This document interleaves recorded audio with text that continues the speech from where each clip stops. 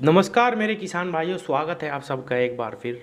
आज की इस वीडियो में हम बात करेंगे जिब्रेलिन या जिसको आप जिब्रेलिक एसिड के नाम से जानते हैं, इस प्रोडक्ट के बारे में, इस हार्मोन के बारे में। और इसी के साथ साथ हम ईथरल के बारे में भी थोड़ी सी जानकारी लेंगे कि इन दोनों का प्रयोग हमें कब करना चाहिए, गन्ने में करना चाहिए भी या नहीं। किसान साथियों, जिब्रेलिन को आज हर किसान जानता है, खासकर गन्ना किसान, क्योंकि ये गन्ने की लंबाई को एकदम से बढ़ाने का काम करता है। ये एक हार्मोन है जो सभी प्रकार के पौधों में, सभी फसलों में पहले से ही, स्वतः से ही विद्यमान रहता है, लेकिन बहुत ही थोड़ी मात्रा में।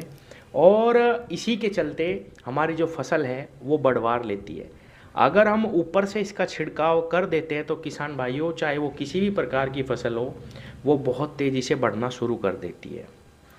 किसान भाइयों, हर फसल में इसकी जो रिकमेंडेशन है वो अलग अलग है, क्योंकि कुछ सब्जी वर्गीय फसल है जिनमें हमें लंबाई की ज़रूरत नहीं रहती, हमें ज़्यादा फल चाहिए होते हैं, उसमें हम जिब्रेलिन का प्रयोग नहीं कर सकते। और जैसे गेहूं की फसल है, धान की फसल है, उसको हम ज़्यादा नहीं बढ़ा सकते। तो इसकी सही मात्रा क्या है गन्ने में और कब हमें इसे इस्तेमाल करना चाहिए, आज ये सारी की सारी जानकारी मैं आपको देने वाला हूँ। और इसकी परफेक्ट डोज ज़रूर बताऊँगा। और ये भी सन से आज तोड़ दूंगा कि भाई 3 बार या 4 बार करने से क्या हमारा गन्ना बढ़ता ही चला जाएगा। बहुत सारे सवाल हैं, वो सारे के सारे आज इस वीडियो में क्लियर करने की कोशिश करेंगे।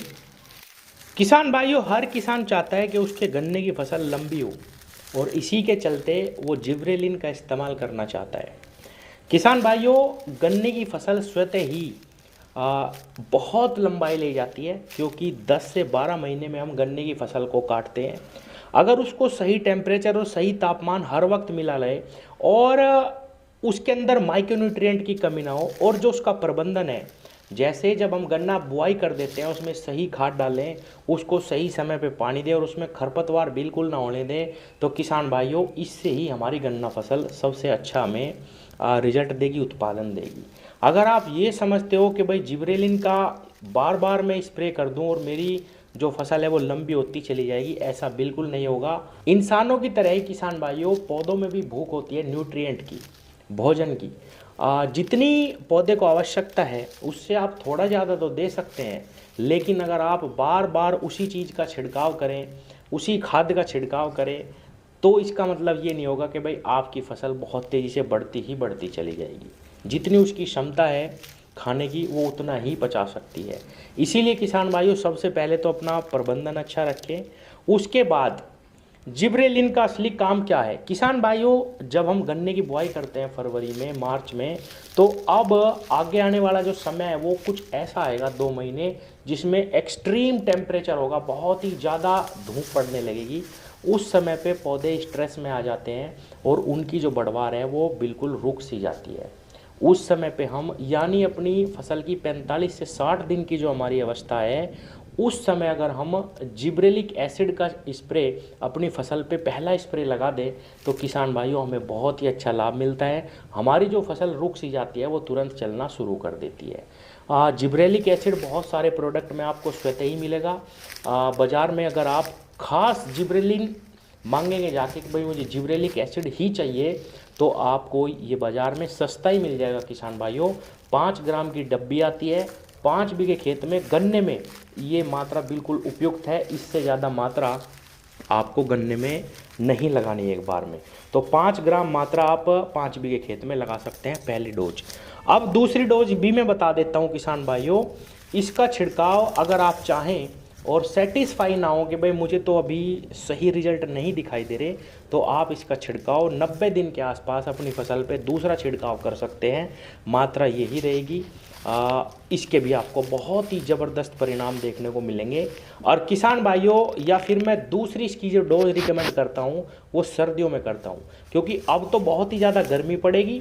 अब आप एक स्प्रे लगा लो और एक स्प्रे आप सर्दियों में लगा सकते हैं, या फिर आप इसके 3 स्प्रे भी लगा सकते हैं, एक 45 से 60 दिन पर, एक 75 से 90 दिन के बीच में, और एक किसान भाइयों आप इसका सर्दियों में भी स्प्रे लगा सकते हैं, जब हमारी बढ़वार बिल्कुल रुक जाती है। हालांकि उसका ज़्यादा लाभ देखने को नहीं मिलता, क्योंकि जब गन्ना पक जाता है, उसकी अवस्था बड़ी हो जाती है, 8 महीने का 9 महीने का गन्ना हो जाता है, तो उस पर सभी खादों के भी रिजल्ट आपको कम दिखाई देंगे और ये जिब्रेलिन का असर भी आपको उस पर कम ही दिखाई देगा। तो किसान भाइयों ये 2 स्प्रे ही खास हैं, एक 45 से 60 दिन पे और एक 80 से 90, 75 से 90 दिन के बीच में आप लगाइए, आपको बहुत ही शानदार रिजल्ट मिलेंगे। इसके साथ अगर आप NPK मिला लेंगे किसान भाइयों तो आपको और भी अच्छा लाभ मिलेगा।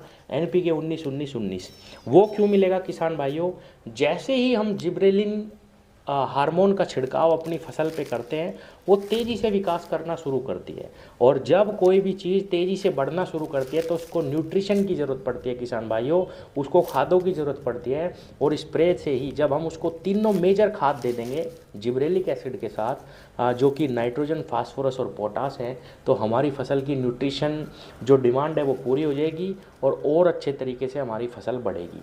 ये भी प्रैक्टिकल बहुत ही सफल रहा कि NPK के साथ अगर हम लगा लें। अच्छा, अब सवाल आता है कि इसको हम किस किस चीज़, किस दवा के साथ या किस NPK ग्रेड के साथ लगा सकते हैं। NPK तो इसके साथ कोई भी ग्रेड लग जाएगा किसान भाइयों।